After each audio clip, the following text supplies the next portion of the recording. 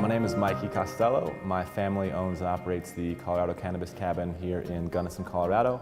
I was born and raised here. Both my brothers were as well. This place has been very, very good to my family for a long time. It's a wonderful place to live. It's a wonderful place to raise a family, to go to school, all of that. So we just want to do our best to help keep it that way. From the beginning, it was 100% a goal of ours to put as much into the local economy through this project as we could. My father has done business in this valley for over 30 years, and he was very influential in getting the town of Gunnison to approve recreational marijuana. We resisted for a long time as a town, and then like you mentioned, when the decision was made to accept it, they kind of just opened up the floodgates and didn't put any limit on the number of licenses. So that has in turn made it, I think, a lot more difficult on not just us, but on everybody.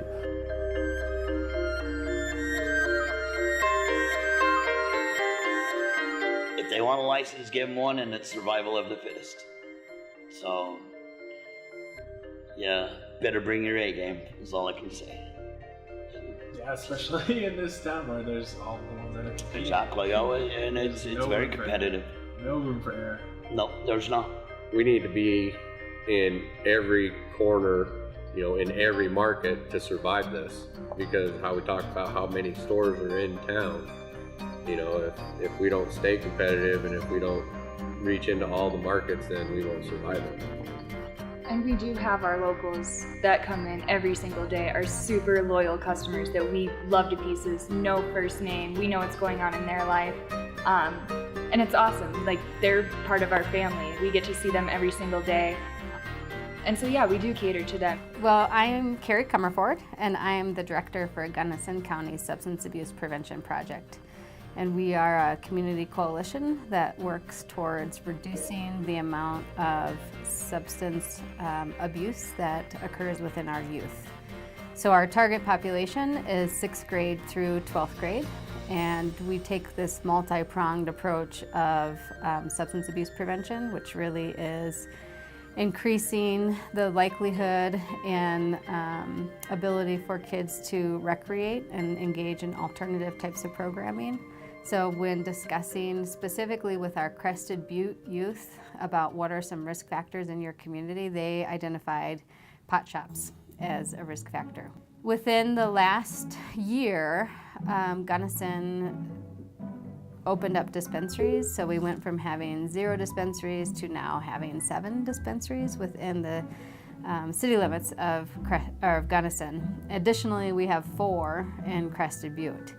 And so from last year to this year, we've more than doubled our dispensaries, and so the youth's perception that availability has increased, I would say, is accurate, even though we haven't received any reports from the police department that any of those dispensaries have served minors.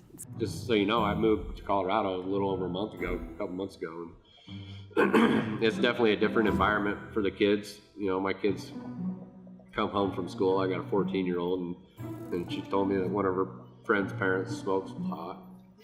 So it's talked about a little bit more at the school, but I think that's good. I think education and talking about something and saying, listen, this is something that once you're of age, then you're okay to do this. But at a young age, it's not okay for you to do that. Basically everyone I talked to there in the community as well was very, very supportive of this as well.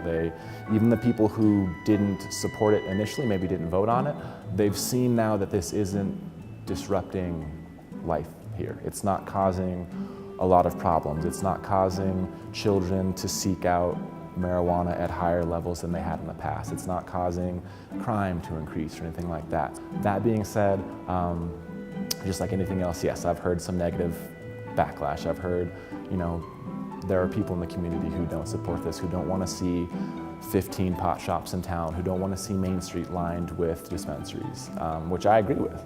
You know, that was never how this was supposed to play out in the beginning. So I definitely understand that concern that people have. They don't want Gunnison to be known just as a pot town. GCSIP as a coalition really takes this public health approach to prevention, which really looks at increasing protective factors. And what that is we all know that there are things that happen in our life that are negative. And we can't stop negative things from happening to everybody. But what we can do as a community is increase the likelihood that when something negative happens, that youth are going to be able to resiliently respond. The legalization of one thing may not increase the use rates of youth directly, but there are some other things that we are monitoring from this public health standpoint. So one of those is availability of caretakers.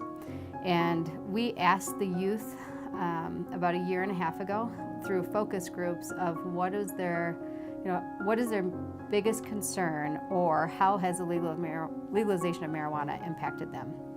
And our Crested Butte middle schoolers created a comic strip, and it was called Sorry Dude.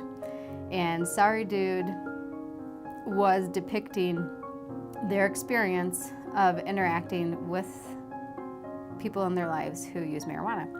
And so the first slide said, hey, I thought you were supposed to feed the fish this week. And the fish is dead in the fishbowl, and it says, sorry, dude. And then the next slide says, cereal for dinner again tonight, Dad. And the dad says, sorry, dudes. And then at the bottom, it says, don't be a sorry dude, and encourages not using marijuana. And so that was really eye-opening for us, that youth were being impacted by legalization from their perspective, not that other youth their age were using, but that there was potentially this unavailability of parents and other supports in their life. Then the one thing I didn't see when I got into it is that on the medicinal side, it's pretty darn cool to be able to help people. One of the most rewarding days of working here was a lady walked in and she bought her stuff, whatever she needed, and as she was walking out, she mentioned that today was the day she should have died 14 years ago from cancer. But she had cured it from CBDs, THC, and I like bawled. I bawled like a baby. How could you not? I lost my father when I was very young to cancer, and that's why I'm in this industry, because I was too young to help him then, to know about it. So here I am, helping as many people as I hopefully can.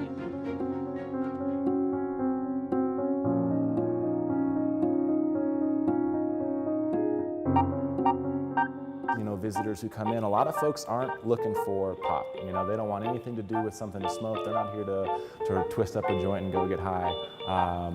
They're in here because their back's been hurting the past 35 years and nothing that they've tried has helped, and they're finally willing to try something else because maybe they've got a neighbor who came to visit and he tried a product or whatever. So it's driving a whole new almost like another sector of the industry where all these new products are being created for these people who are seeking out something that has other benefits outside of the psychoactive high. And it's pretty interesting to see how many people come in here and actually don't want to smoke pot. With the report from our middle school youth saying that they are experiencing a lack of availability of important people in their life, that we should keep an eye on it. And we know that that is a risk factor, that parental substance use is a risk factor for youth substance use and abuse. It's legal, so now what do we do? We've been working with the dispensaries for the last year and a half because we're wanting to decrease the likelihood that it gets into the hands of youth. And, I would say that the marijuana dispensaries have been very receptive. I encourage all communities to work with the dispensaries, that they're oftentimes community members who are running the business, and they don't want to see it in the hands of youth either. So I think it's really important that we don't separate and classify drugs into multiple different categories, but that we talk about all of them as being potentially harmful.